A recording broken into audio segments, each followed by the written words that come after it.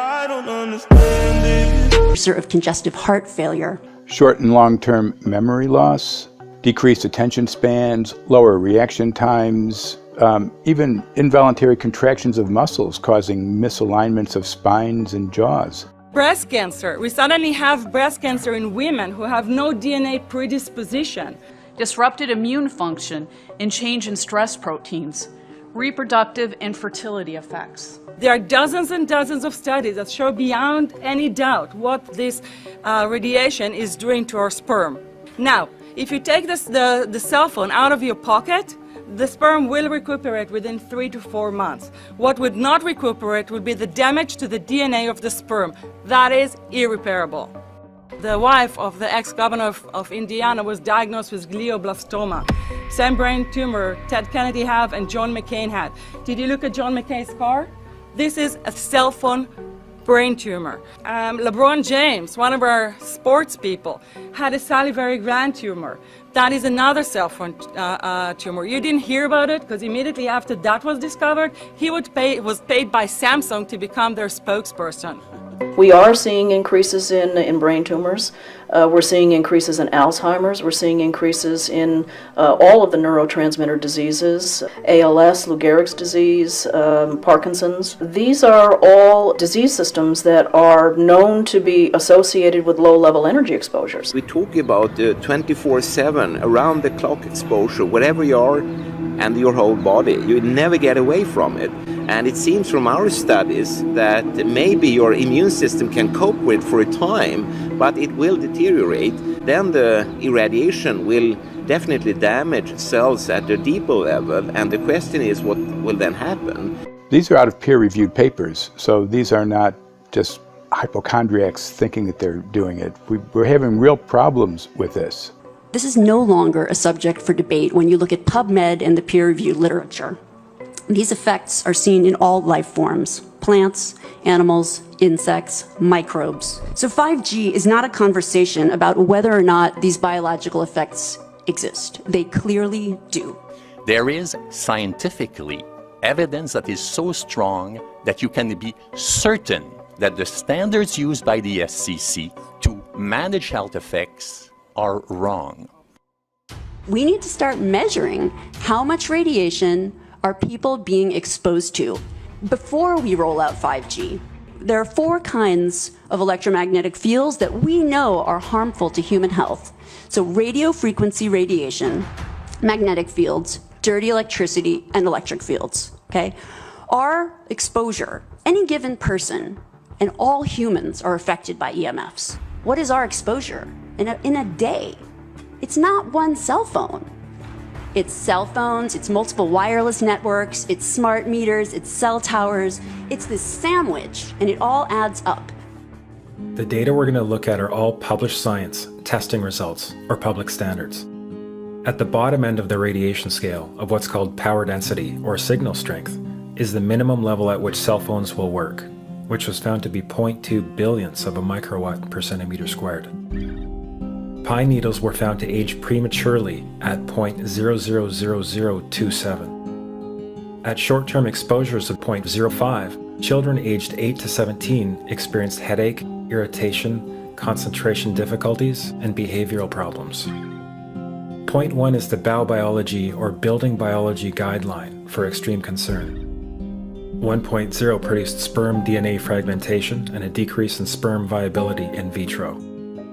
Also at 1.0, the science shows the following bodily effects can occur: headaches, dizziness, fatigue, insomnia, chest pain, difficulty breathing, and indigestion. 2.5 saw altered calcium metabolism in heart muscle cells.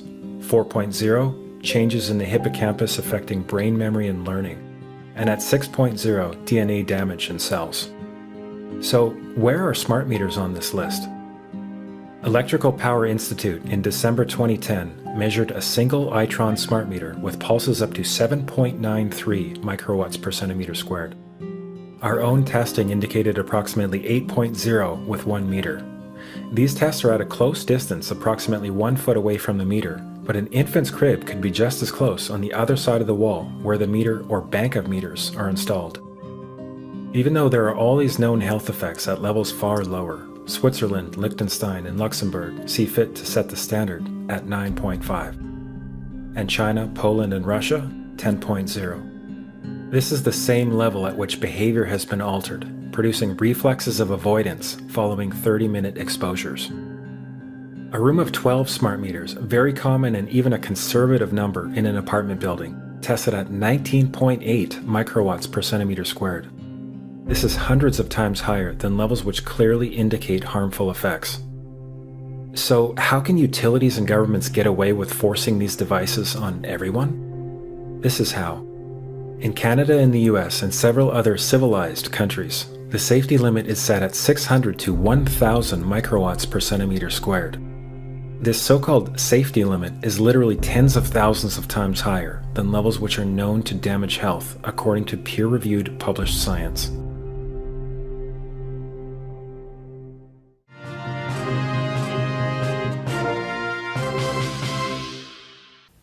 Faster, better, more reliable internet.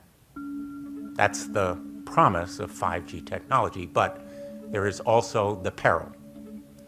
Health hazards associated with radio frequency that is higher also and requires more transmitters and antennas.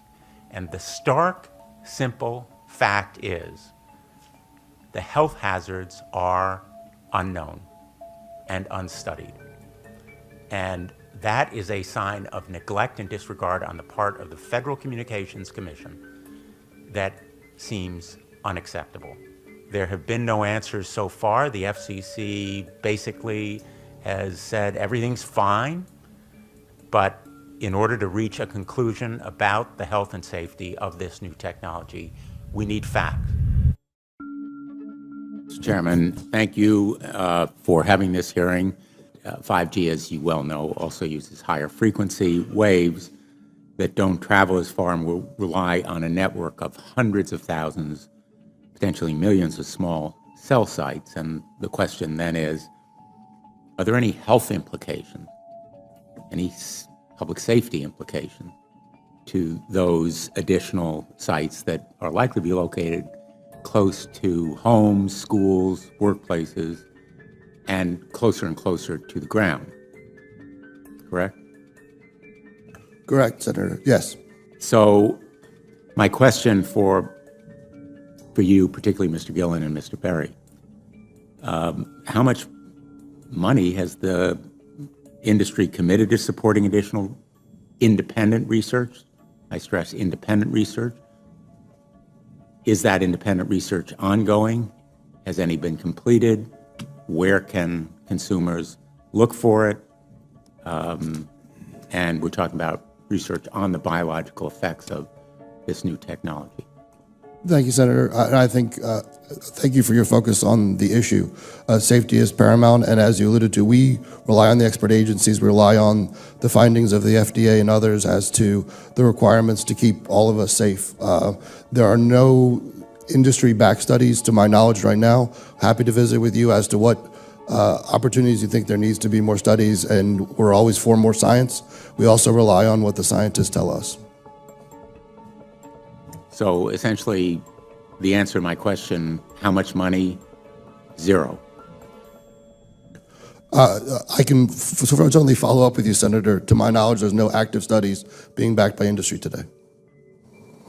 Anybody else know of industry commitments to back research, fund it, support it, to ascertain scientifically the health effect?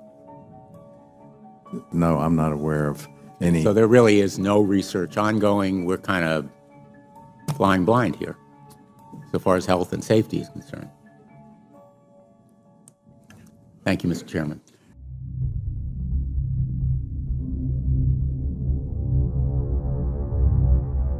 You're a trained medical professional. Yes. We don't have one on the panel. What are we to make of the American Cancer Society, for example, telling us there's no evidence of harmful product? Many of these organizations have conflicts of interest. Very briefly, if you can, what do you mean by conflict of interest? One of the first things that you teach residents is that you always have to look at the funding. There's a tremendous amount of sponsored research by people who are hired to do studies to find no effect. And that's plagued this field in a number of countries. The radio frequency radiation work that we did was supported by Motorola. The relationship was really very cordial and very stress-free, but only up until we started generating data. These folks were very, very upset and began to talk about how are they going to handle this, what sort of spin can we put on this, what can we expect from this, and from that point on the relationship changed. What we saw was that Motorola began to exert more and more control over the work, telling us what to do, telling us how to write abstracts, what to say in the abstracts, what to say in the papers, how to do the work. No, don't do this. Yes, do it this way. This was unacceptable. I had completed our study of DNA damage, and I submitted the final report to Motorola. They simply weren't willing to accept my interpretation of my study, my evaluation of my study, my knowledge of science at that point, and tried to urge me not to publish the study. Did you hear about people coming to you as far as having complaints about illness? We were made aware of health complaints following installation of smart meters, and we wanted to verify this using our field work. So I measured the field of about 30 different people while they stood 1 foot in front of the smart meter, and in every single case, the human energy field was obliterated as they stood in front of the smart meter. So in our first slides, what we see is normal cells, and the structure of the cells is intact and sound. This is what we would expect from a normal sample. So after 2 minutes of exposure in front of the smart meter at about 1 foot away, we see a totally different story. Sample 1, you can see a lot of degradation in the cells. The cell walls have been broken, and you see changes in the cells which are called mycoplasma. It shows a mutation to the cell. In the second sample, we see a different type of degradation to the cell membranes. You can see a corrugation here. This is called bottle cap formation, and it's known that this occurs due to oxidation or exposure to free radicals.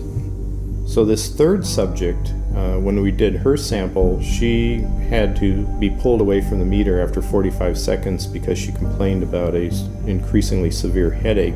And here you see a phenomenon called rouleau, where the red blood cells are stacking up, which makes it very difficult for the blood to deliver oxygen to the tissues as they would be their normal function.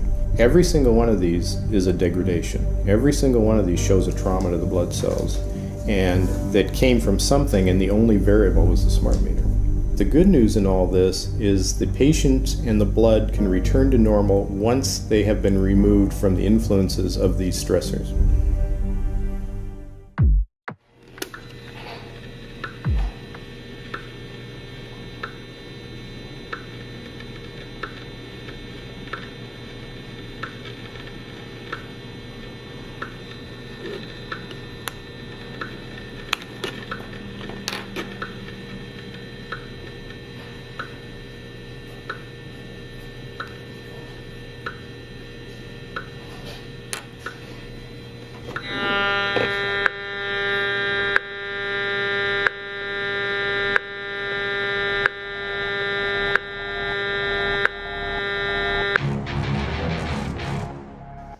Some of the effects that we can look at, well, one thing is just our regular Wi-Fi, 2.4 gigahertz.